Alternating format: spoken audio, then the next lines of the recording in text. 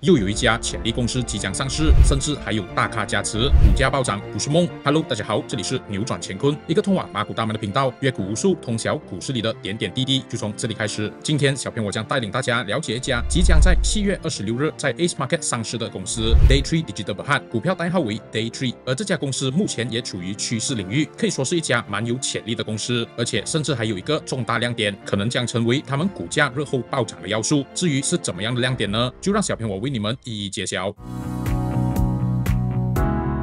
那 Day3 Digital Berhad 是一家全球商业服务中心 Global Business Services 服务的提供商。与 GBS 相比之下，相信大多数人都比较熟悉共享服务 Share Service 或者业务流程外包 Business Process Outsource BPO 这类型的服务。其实 GBS 也与这些服务非常类似，同样也是为客户外包后援服务，以提升一家企业的效率以及降低成本，像是建立客户中心以及提供内部业务功能，例如财务、人力资源、行政和科技等等。只不过在相比之下 ，GBS 提供的服务会更加全面，而且也不依赖于任何特定的业务部门。这也意味着他们可以提供专门针对客户需求而设计定制解决方案。而 Day3 的业务主要是通过内部所开发的数码工具 Daisy、Faith 和 Sage 提供客户体验生命周期 CX Life Cycle 的管理服务，也就是客户在整个购买过程中的一系列步骤。而在这里可以简单分成4个阶段，分别是为客户获取 Acquire、参与 Engagement、保留 Retention 以及反馈 Feedback。而 Day3 在这各个阶段当中都提供相关管理服务，包括了客服支持、内容审核、应收账款管理、交易处理等等。不过这还不是 Day3 真正厉害的地方。那就如小编我所提到的 ，Day3 的厉害之处其实是通过内部所开发的数码工具，大幅优化了提供给客户的服务，像是为客户提供了 Robotic Process Automation (RPA) 的技术方案，以替代人工进行电脑上枯燥又繁琐的任务。举例来说 ，Day3 利用 RPA 技术，更有效地处理客户在所有渠道当中的互动。当有客户有任何的询问或投诉时，通过 Day3 旗下的数码工具 Daisy 就可以自动识别并跟踪客户的数据，然后自动地将这些查询记录到系统当中，而这也就能够大幅降低人力成本的投入，甚至还能够更有效地提高工作效率。那除了自动化之外 ，Day3 也通过 Sage 提供客户数据分析和报告工具，而这个工具也纳入了人工智能 AI 技术，能够更有效地从客户的互动之中收集数据，并通过实时可视化的仪表板来呈现，使客户能够随时评估各种绩效指标，来协助客户做出商业决策。那相信这几年在经过疫情的洗礼之下，这也提振了企业对于 GBS 服务以及数码的要求，而这也反映在了 Day3 的强劲业绩上。在短短的3年内 ，Day3 就以28%的年均复合增长率 CAGR， 从37个 million 的收入提高到目前65个 million。不过值得注意的是，尽管收入逐年增加，但是税后盈利却不如2021年，从9.6个 million 下滑至6.2个 million， 税后盈利也从16.6% 跌至9.6%。不过其实这主要是因为2017年时 ，Day3 就被赋予了优先地位 Pioneer Status， 并享有税务优惠，直到2022年2月。但是 Day3 其实随后也有为2022年至2027年申请税务优惠延长，而他们还真的获得了 Minda 的批准。只不过 Day3 是在2023年1月时才获得批准，因此他们2022年也根据法定税收支出了所得税，而导致税后盈利大幅下滑。不过由于已经获得了批准，那么 Day3 接下来的税后盈利以及盈利率也会有所提升。另外资产方面，在扣除掉4个 million 的借贷后 ，Day3 手上持有着7.6个 million 的净现金，而且杠杆比率 gearing ratio 也只有0.2倍，因此 Day3 的财务状况可以说是非常健康的。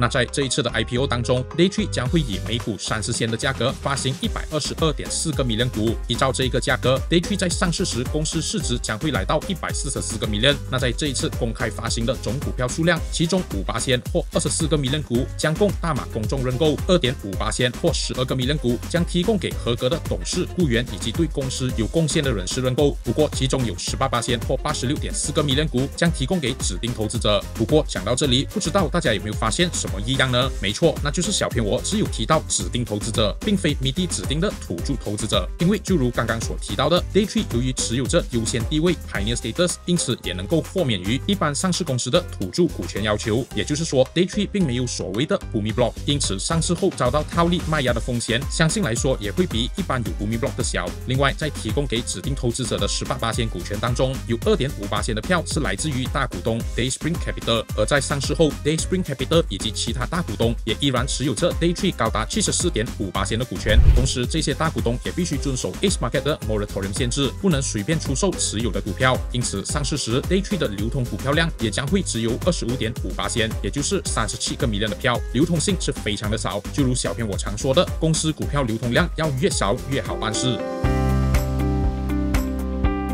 那由于 Daytree 没有什么借贷，而且又是净现金公司，因此从这一次 IPO 所募集到的33个 million 当中，除了支付上市的费用之外，剩余的88.5%资金，也就是29个 million 都用在业务拓展以及运营上。为了满足不断增长的客户群和员工数量， Daytree 计划用7个 million， 也就是21%的资金来扩展额外工作空间以及额外的 CX 交付办公室。此外，也计划使用9%或3个 million 的资金来聘请更多的人力以及扩大目前的管理团队。而这也包括了应聘首席人力官、学习和发展总监以及首席客户官等等的职位。此外 ，Daytree 也打算计划挪用9%或3个 million 建立网络基础设施，以及采购 IT 软件和硬件，像是设置网络监控中心，以方便向网络进行监控性能和潜在的网络威胁，从而确保营运的稳定性。同时，随着业务的增长，新的服务器也将会有效地管理呼叫过程的负载和网络性能。接下来，为了提高 Daytree 自身品牌的知名度 ，Daytree 也计划投入4.5%或1.5个 million 的资金在营销活动上，像是在各种平台投放广告、重新设计公司网站以及参加展览活动。最后，随着业务预期将会不断的增长，因此 Daytree 也分配了最大的资金，也就是44%或14.7个 million， 以应付应云资金需求的增长。这其中包括计划大规模招聘额外的380名 CX 管理员，以及租聘380台的电脑设备，以应付日益增长的业务。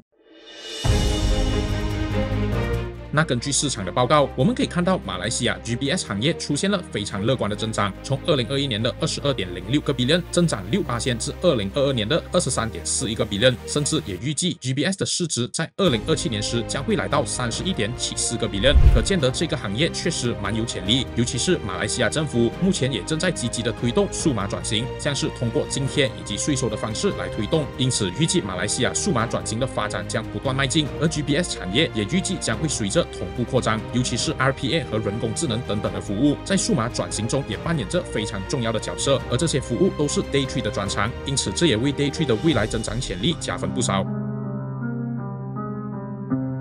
那 Daytree 主要的利空其实就是过于依赖几个客户。从这里的数据可以看到 ，Daytree 的收入非常依赖最大的5个客户，这5位客户所贡献的收入基本上可以说是已经等于整个 Daytree 的收入，在2022年的总收入占比将近90%，而且单单 Customer G、Customer E 以及 Customer A 这3位客户，在过往4年内至少贡献了60%的收入，而在2022年这个占比更是提高至67.3%，这也将大幅加剧了 Daytree 客户过于集中的风险。那在进入总结之前，这里也要送大家一个福利，那就是如果你是新手，想要开设投资户口，并享有0.05% 最低水钱，而且享有每年2.35% 利息回抽的投资户口和良好服务的话，可以在这一次影片留言区的 pin comment 了解更多哦。这样一来，也就能节约投资成本，赢在起跑线。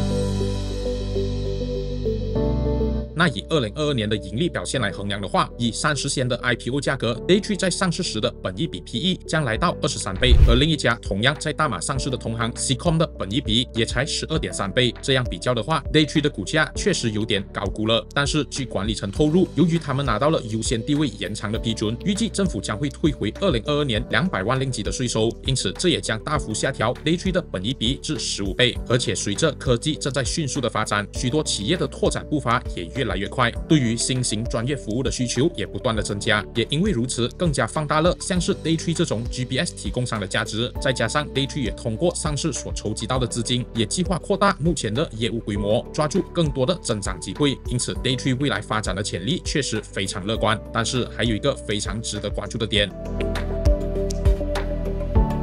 那就是小编我在 Daytree 招股书发布会当天的合照当中，发现了一个非常熟悉的面孔，那就是 Hexstar 的 CEO Dato' Eddie Ong。尽管在 Daytree 的招股书中并没有找到任何 Dato' Eddie Ong 的踪影，但是现身在 Daytree 的 IPO 招股书发布会，还与 Daytree 的管理层以及投行并肩合照，的确很耐人寻味。而且 Daytree 在这一次的 IPO 也私下配售了18%的股份给予指定投资者，因此不排除 Dato' Eddie Ong 可能就是指定投资者之一。毕竟在过去他也频频收购了不少上市公司的股份。不过更重要的是，他投资的眼光也非常精准，所收购的公司在股价上都缴出了亮眼的成绩单。因此，打斗 Eddie Ong 真的与 Day Trade 有关系的话，相信也会推动市场投资 Day Trade 的意愿，甚至成为 Day Trade 股价暴涨的要素。那么 Day Trade IPO 申请将于2023年7月11日下午5点截止。那荧幕前的你们会想申请这一支流通票少、股价低、市值低又没有 Booming Block 的 Day Trade IPO 吗？觉得会的，请在留言区打上1；觉得不会的，请打上2，并留下您的高见哦。还有提醒大家一句，这样的公司抽到 IPO 就是你走运，但是上市当天如果标太高，那就千万别去追高了，那将会变成厄运。影片的最后也要提醒大家，有些故事用于赞颂，有些用于警戒，自我判断能力很重要，请大家三思而后行。喜欢的朋友们，记得把这一支影片分享给你身边的人一起学习。下期更精彩，请敬请期待。谢谢大家的收看。